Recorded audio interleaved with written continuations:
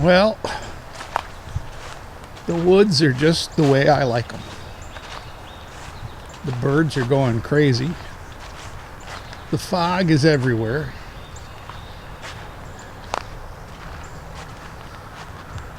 And it's early morning. You know, when it rains all night and stops, and it's beginning to warm up. It's a warm rain, warm days coming up. It's time to get camping, so we're gonna head out. The boy's been bugging me. We've been trying to camp at the Uwharrie National Forest, and by gosh, that's where we're gonna be. So hang out. We'll be right back after the intro.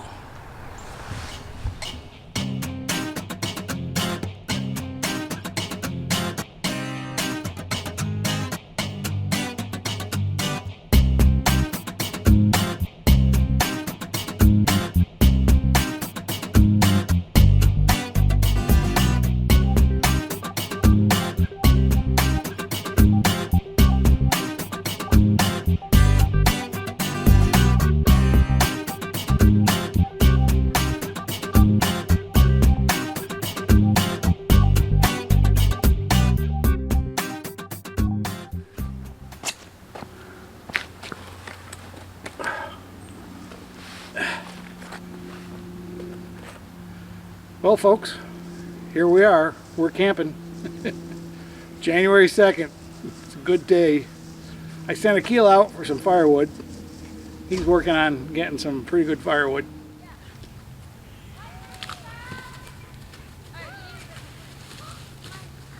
And we are at the Arrowhead campground.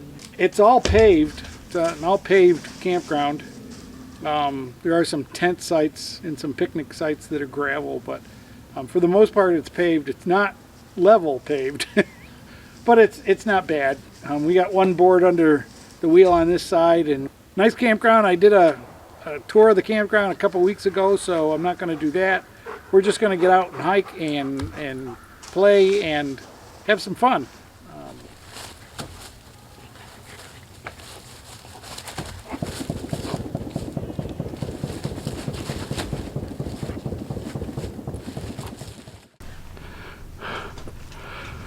We are at the Wolf Den off-highway vehicle trail parking area in the Uwharrie National Forest, which is right in here. All these trails are closed. Because they're closed of off-highway vehicles, you can't drive on them. But I've always wanted to know what these trails were like for the car. I have a car that's ready to go with its winch, and it's got really good tires, and I think it could do all right. We put a CB in it for communications last year, which is a month ago, and we're ready to go do some four-wheeling on some back roads, but these are touchy roads, so we want to kind of look them over. So this is the Wolf Den roads, and we're gonna walk along that and take a couple mile hike and check it out. For the most part, off the beginning of this road, it's really just a little rocky, little bumpy, and a few of these lumps that are more here for water diversion. As you can see, they're taking the water off the trail, so it's not so damaged. So the first half mile isn't bad, and I've actually driven this in my 4Runner, and it's done real well, no problems. But I got to a part down here where a guy on a side-by-side four-wheeler utility 4x4 told me it was going to get worse, and I didn't want to get caught, so we turned around and came back, which was no big deal. Now 89 is the Wolf Den trail, and it's considered an easy trail. 79 is the Slab Pile trail, and it's a moderate trail. So we're going to follow that one to see what moderate looks like on these trails. And this is the initial start or finish, whichever way you're going. Here's some stair step areas that might be a little challenging for little technically challenging for somebody. Depends on whether you want to hurt your truck or not, I guess. What's kind of neat about these trails is that at like the top of that stair-stepping rock trail there, that could be a challenge to some people who didn't have the right tires or the right lockers and stuff. At the top there's a nice parking area where people can wait for people and help them out, and you don't have to be in a single full file line, and you can change where you are up and down, you know, of the line. If there's a group of 10 or 15 people, you can let people pass and go by you with bigger, more tricked out rigs. If you look at YouTube videos of Uwharrie off-road trails, you'll see people drive up this and they'll get their cars standing on end essentially. You can see the tire marks up on top of the rock. And we are back on the 89 Wolf Den trail, and here's a section where you can take the hard way or you can take the easy way. But this is why it's probably an easy trail. You can test your vehicle on the rocks. Climbing these trail hills is work. You can see behind me, this is a regular hiking trail behind me. This looks like a campground place, and I don't know if you can drive the trails and camp here or if it's just for backpackers and hikers, but it's got big fire ring, a lot of firewood, a lot of chopped down trees, and looks like benches to sit on and stuff. So, and there's the trail goes through over there. That's the other side of the trail right there. So that's the Bates Trail right there. Well, Wolf Den ended right there at the stop sign. And this is now 90, which is considered difficult. Not very difficult, but difficult. We're going to walk up it a little bit and see what difficult is by Uwharrie standards. It is nice up here. The top of the hill, we're at the top of 90. There's a nice campsite up here. I don't see any trail markers saying this is a trail up here, but it's definitely a off-road vehicle trail. So this was worth coming up, climbing the mountain. Going back down, I think the difficulty is that it's all clay. But you know, hiking these trails, these are off-road vehicle trails. They're closed. Nobody hikes them, mainly probably because of the mud. But you know, it's a really nice hike through interesting spots and interesting places that nobody goes. These are great trails. I don't meet anybody. The dog can run. It's pretty good. I like these trails. These are definitely one of the gems of Uwharrie, and we're gonna. Oh no, I hate these things.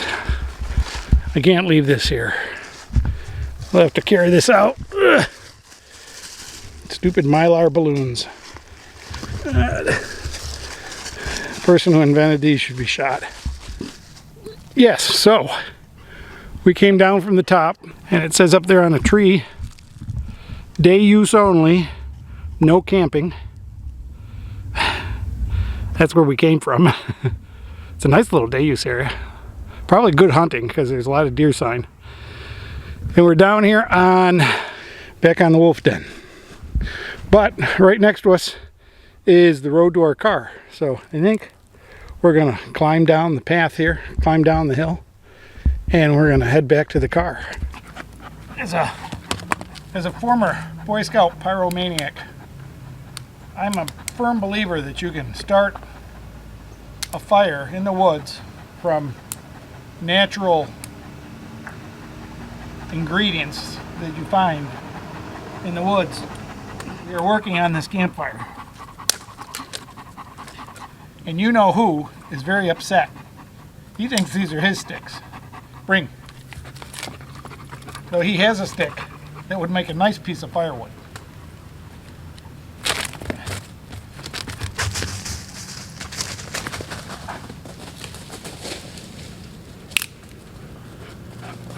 It's amazing how easy he finds a piece of the stick I throw. Well, we got the fire going pretty good. it's not going out anywhere, and we got plenty of wood to throw on it as it dries out some wood. Out!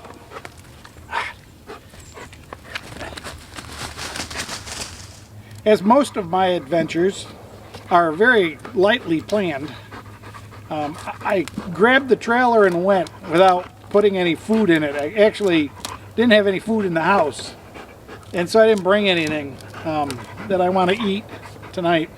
I brought some cheese and crackers, but that's not gonna do me for dinner.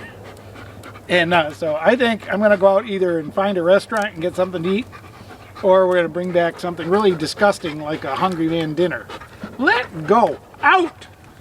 God!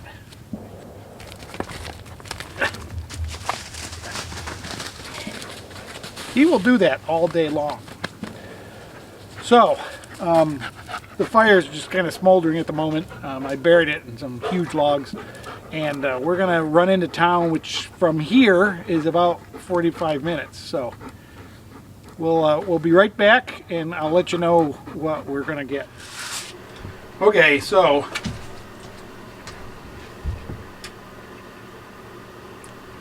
moocher right there. We went down to the grocery store and bought some some frozen dinners, chicken fried rice, and an egg roll. It's not bad. It isn't gonna do it for me though. So I also bought some Swedish meatballs that I think should be just fine. Maybe I'll share that with the boy. He ate his dinner real fast.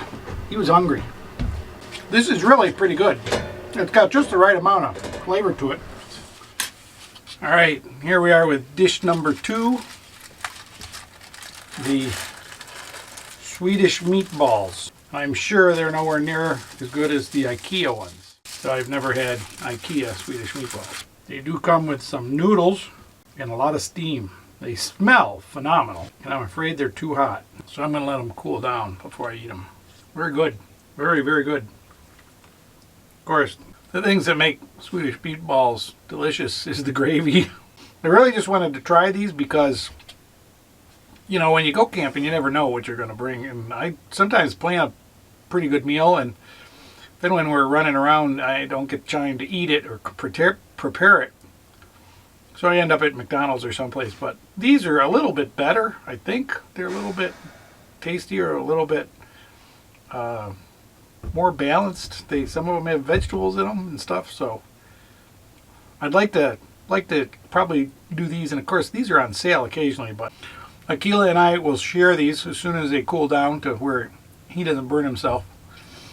And we will probably see you in the morning, because we're going to watch the sunset and enjoy the fire. All right? Thanks, folks. We'll be right back.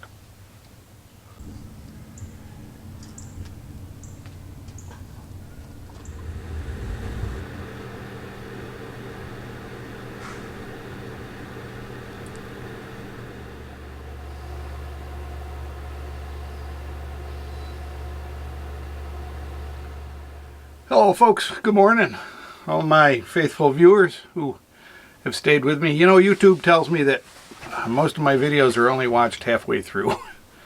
I'm not sure I believe that, because I get a lot of comments on the endings, but the endings are the best part, in case you didn't notice. They have the pictures of the trip and all the things that went on. But we just took a shower. Oh, the shower was nice. Took a minute for the hot water to get there, but the handicap shower has a head that the whole head moves all over the place, and then it has a regular head way up on top. But it's pretty nice. If you haven't seen I'll put the video up there of the tour of the bathroom and stuff. It's a really nice bathroom. And of course, right now there's only about 5 RVs here out of I think must be 70 sites. So it's a big bathroom, one big bathhouse, and it's well warm, although it's not cold out, really. And we're running completely electric, of course. I see on the Facebook page that a lot of people are talking about the thermostat in these trailers, and you know what? The thermostat in these trailers is really garbage. It's an on-off switch more than anything. You should never run your furnace all night because you're going to kill your battery. If you're on a plug-in site, go out and buy yourself a nice little heater like this with a tip-over switch so it doesn't burn up the camper. But it's got a regulator at the top, different speeds, different height, type, temperatures, for 15-20 bucks. That'll heat this camper. It kept this place, I mean, it kept turning on and off, but I've had it where it's 0 degrees and it keeps it up around 55, 60. So it's real nice temperatures. No, you're not at home, you're camping. So this 1 inches of foam board doesn't keep it as warm as a house, but it keeps it a lot warmer than a tent, I'll tell you that. But the other thing is there's too many windows. The windows are as bad as the lack of insulation. But so let me get breakfast down. Akila's in the car eating his breakfast. He likes to eat in the back of the car. I'm not sure why. Probably because he can't stand knowing that I'm going to eat something and he's not going to get any.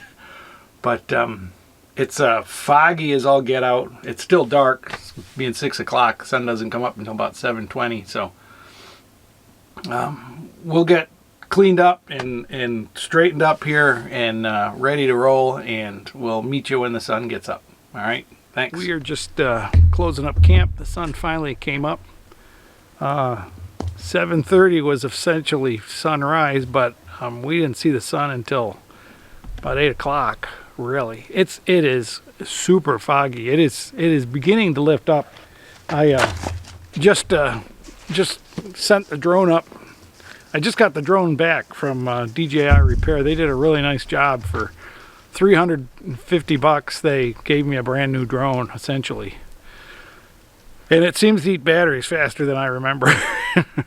But we sent the drone up above the trees, and it did not like being up in the clouds. It thought it was somewhere. And I tried to get it back down, and it would not come down because it was in the fog, and it thought it was landing. So it came down very, very, very slowly. Let me get packed up and we're gonna hit the road.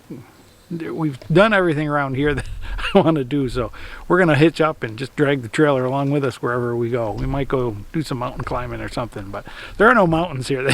They call this the Uwharrie Mountains, and its highest mountain is 1,000 feet, so I don't really call that a mountain. So hang on, we'll be right back.